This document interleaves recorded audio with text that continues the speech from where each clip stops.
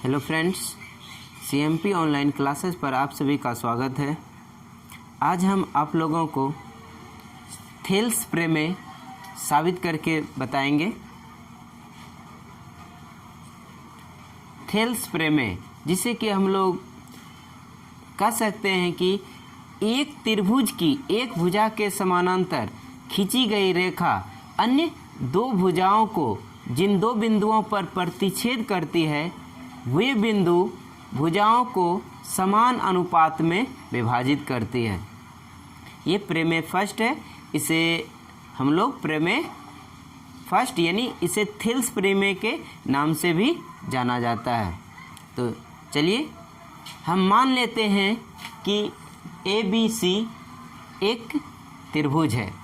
माना कि ABC एक त्रिभुज है जिसमें BC भुजा के समानांतर DE रेखा खींचा गया है।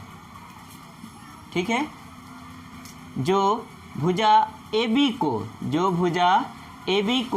D बिंदु पर और भुजा AC को E बिंदु पर प्रतिच्छेद करती है।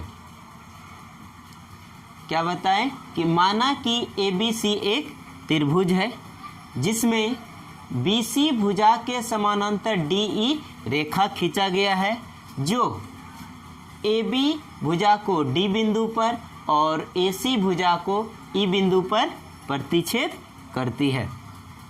तो साबित करना है कि AD बटे BD बराबर AE बटे EC। AD बटे BD या DB बोलिए बराबर AE बटे EC। समझ गए आप लोग? लिखा हुआ है माना कि ABC एक त्रिभुज है जिसमें BC भुजा के समानांतर DE रेखा खींची गई है, जो AB भुजा को D तथा AC भुजा को E बिंदु पर प्रतिच्छेद करती है। तो साबित करना है कि AD बटे BD बराबर AE बटे EC। तो साबित क्या करना है, देख लीजिए। AD बटे BD बराबर AE बटे EC। हम बोलते जा रहे हैं आप लोगों को, जहाँ कठिनाई होगा आप सुन के भी लिख सकते हैं। अब बनावट देखिए। E से EN और कौन भुजा है ये? AB भुजा पर। E से EN AB भुजा पर और D से DM AC भुजा पर लंब डाल दिया। क्या किया? E से EN AB भुजा पर तथा D से DM AC भुजा पर लंब डाल दिया तथा B को E से, C को D से मिला दिया तथा B को E से तथा C को D से मिला दिया। ये बनावट हो गया जो हम अपने मन से किए। देखिए क्या किए? E से EN AB भुजा पर, D से DM AC भुजा पर लंब डाल दिए और B को E से और C को D से मिला दिए। समझ गए यहाँ तक? उसके बाद प्रमाण चलेंगे।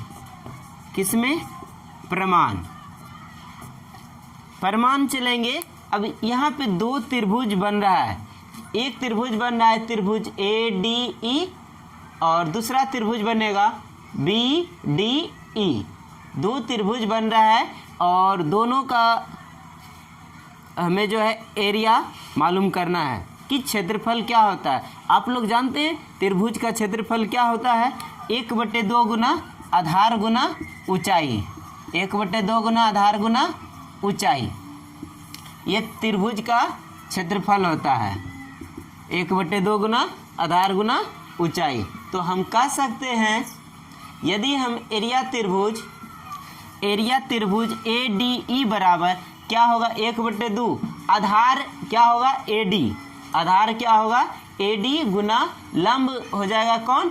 EN लंब हो जाएगा। ठीक है, एरिया त्रिभुज ADE बराबर क्या हो जाएगा? 1/2 गुना आधार गुना ऊंचाई। उसी प्रकार एरिया त्रिभुज BDE लीजिएगा। ठीक है, एरिया त्रिभुज BDE तो क्या हो जाएगा?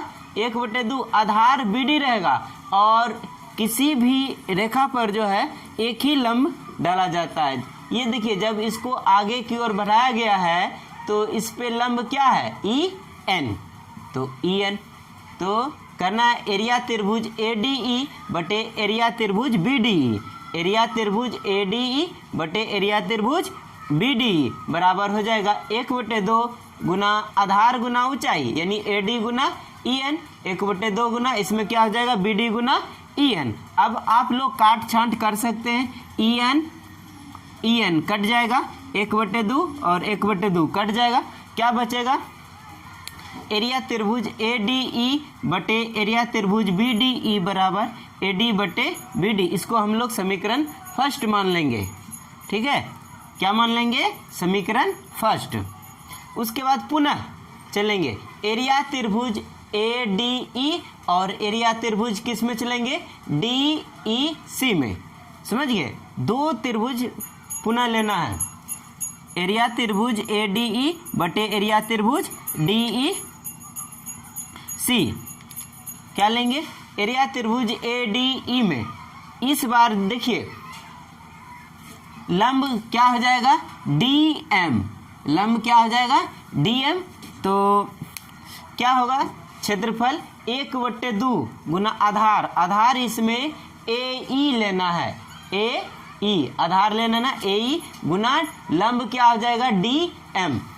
ठीक है, एक एरिया त्रिभुज ADE में क्या हुआ, 1/2 गुना आधार गुना ऊंचाई, AE गुना DM। फिर हम चलेंगे एरिया त्रिभुज DEC, एरिया त्रिभुज DEC। तो क्या हो जाएगा, 1/2 गुना आधार, आधार यहाँ पे EC और इसकी जो भुजा बढ़ाई गई है टोटल AC जो है, इस पे जो लंब डाला गया है क्या है, DM। क्या लंब डाला गया है, DM। तो क्या हो जाएगा, एरिया त्रिभुज DEC का क्षेत्रफल क्या हो जाएगा, 1/2 गुना EC गुना DM। हम बोल सकते हैं, अतः एरिया त्रिभुज ADE बटे एरिया त्रिभुज DEC बराबर क्या हो गया, 1/2 गुना AE गुना DM, और एरिया त्रिभुज DEC का क्षेत्रफल क्या हो जाता है, 1/2 गुना EC गुना DM। हम काट छांट कर देंगे, DM कैंसिल हो गया, 1/2 1/2 कैंसिल हो गया, क्या हो जाएगा, क्या बच गया, एरिया त्रिभुज ADE बटे एरिया त्रिभुज DEC बराबर AE बटे EC। यहाँ तक समझ गए। अब देखिए एरिया त्रिभुज समीकरण फर्स्ट में, इसको हम अभी समीकरण सेकंड नहीं मानेंगे, क्योंकि देखिए एरिया त्रिभुज ADE बटे एरिया त्रिभुज BDE, ठीक है, और समीकरण फर्स्ट में है LHS में, लेकिन इसमें क्या, एरिया त्रिभुज ADE बटे एरिया त्रिभुज DEC। एरिया त्रिभुज ADE तो मिल रहा है, लेकिन एरिया त्रिभुज DEC नहीं मिल रहा है। तो हम लोग क्या करेंगे, एक लाइन पहले लिखेंगे कि चूंकि एरिया त्रिभुज BDE बराबर एरिया त्रिभुज DEC बराबर है। क्यों बराबर है, क्योंकि त्रिभुज BDE और त्रिभुज DEC एक ही आधार पर एक ही समानांतर रेखाओं के बीच स्थित है। देख लीजिए कि एरिया त्रिभुज BDE और एरिया त्रिभुज DEC एक ही आधार है दोनों का, और एक ही समानांतर रेखा के बीच स्थित है, इसलिए ये क्या हुआ, एरिया त्रिभुज BDE बराबर एरिया त्रिभुज DEC बराबर हो गया। तो हम अगला लाइन लिख सकते हैं कि एरिया त्रिभुज ADE बटे एरिया त्रिभुज BDE बराबर AE बटे EC। इसको हम लोग क्या मान लेंगे, समीकरण सेकंड। क्या मान लेंगे, समीकरण सेकंड। अब समीकरण फर्स्ट तथा सेकंड से, समीकरण फर्स्ट तथा सेकंड से क्या हो जाएगा, LHS बराबर हो गया। तो हम लोग कर देंगे कि AD बटे BD बराबर AE बटे EC। ये हमारा प्रूव्ड हो गया। आप लोग स्क्रीनशॉट भी ले सकते हैं। Thank you.